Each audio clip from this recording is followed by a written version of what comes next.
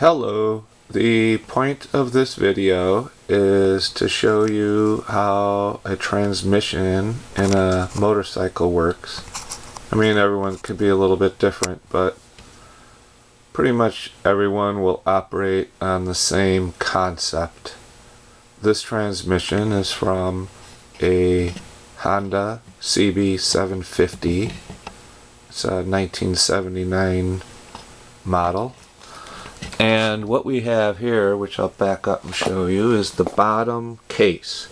And over here, the top part will hold the crankshaft and the primary, and all this will be transferred over to the other side before I flip it onto it. Over on this side, you have the gear shift, which is on the left side, and the chain is on the left side. So the way it starts is that the person will either push down or pull up on this lever, and the shaft that sits on comes all the way over to the other side,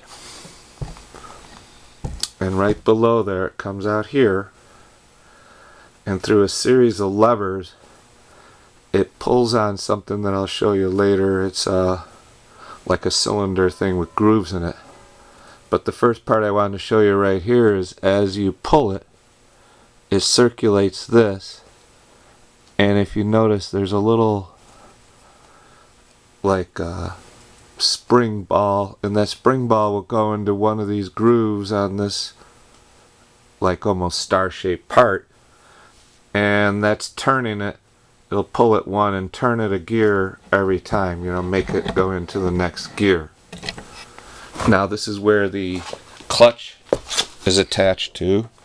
So as you turn that, you see all the gears are turning, and over here the chain would be connected to there. So clutch going eventually to your primary drive turns this in. Now when you pull the clutch, right now I think it's in first, and we pull it up, first little half notch as they sometimes call it is for neutral, and now you'll see the sprocket's not turning at all. Okay, see the sprocket's not turning because we're in neutral. And then as we pull it up again, flips into the next gear, and then you're in second, go on up, and etc., etc. And what's happening as we point down this way, and I'll show you a little more detail later, is what they call shifting forks. And the shifting forks right in here are sliding these intermediate gears back and forth to then put you in the gear it wants you to be in. So you see how it just moved them there? And then as you turn it, you're in a different gear.